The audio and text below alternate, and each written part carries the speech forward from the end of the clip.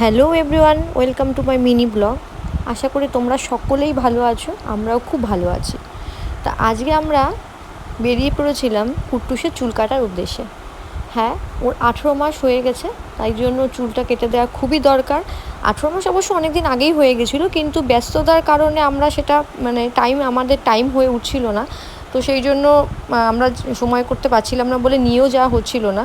তো আজকে হাজার ব্যস্ততার মধ্যেও আমরা ঠিক করে নিয়েছিলাম যে আমরা আজকেও চুলটা কাটবো।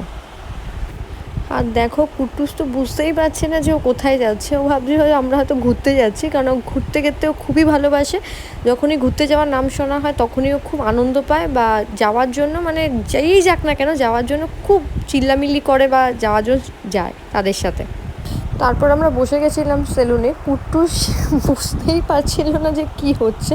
ও শুধু এদিক ওদিক দেখছিল, ও যে লোকটা পাশে ওর চুলটা কাটছিল তাকে দেখছে, আয়না দিয়ে দেখছে, এবং সে কী ইউজ করছে বা কী বের করছে, কী লাগাচ্ছে সেইগুলো দেখছে, আর আয়না দিয়ে নিজেকে দেখছে, আর এদিক ওদিক দেখে যাচ্ছে। আর আমারও একটু ভয় করছিল, কারণ প্রথমবার কীরমভাবে ওকে আমি রাখতে পারবো ধরে, বা কীরমভাবে ওকে চুলটা কাটবে কাকুটা। তো সবাই মারই এই সিচুয়েশানে যে মাই থাকে না কেন, যার বাচ্চাই এরকম 18 মাস বা 1 বছরে যাদের বাচ্চার চুল কাটে তারাই জানে, সেই সব মারাই জানে যে সেই সময়টা তাদের সিচুয়েশানটা কেমন। ওকে আমি নিয়ে গেছিলাম ঠিকই, কিন্তু আমার ভয় করছিল যাতে ওর কিছু না হয়, বা ও যেন চুপচাপ থাকে, বা ও যেন কান্না না করে, কারণ সেই সিচুয়েশানটা আমি ফেস করতে পারছি যে আমার কী হচ্ছে।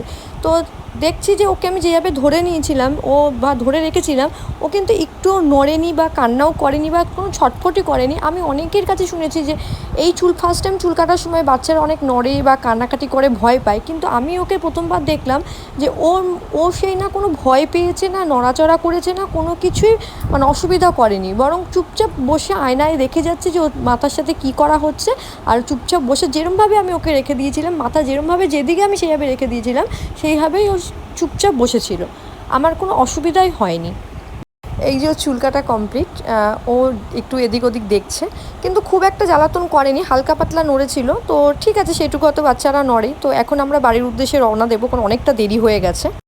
তো আমরা প্রায় বাড়ির কাছাকাছি চলে এসেছি, কারণ আমার ওকে স্নান করাতে হবে, খাওয়াতে হবে, অনেকটা দেরি হয়ে গেছে। তাই বেশিক্ষণ ওখানে টাইমটা ওয়েস্ট করিনি, বা বাইরেও একটু কাজ ছিল। তো যত তাড়াতাড়ি পেরেছি কাজটা কমপ্লিট করে আমি, কুট্টুস আর আমার মা যতটা তাড়াতাড়ি পেরেছিলাম তা চলে আসার চেষ্টা করেছিলাম।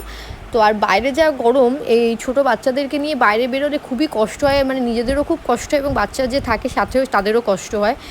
তো আজ এই পর্যন্তই বন্ধুরা। তোমরা প্রত্যেকেই জানিও যে এরকম বয়সী বাচ্চাদের চুল কাটানোর সময় তোমাদের এক্সপিরিয়েন্স কেমন ছিল, বা কীরকম সিচুয়েশানে তোমরা পড়েছিলে। তো চলো, আজ এই পর্যন্তই, টাটা।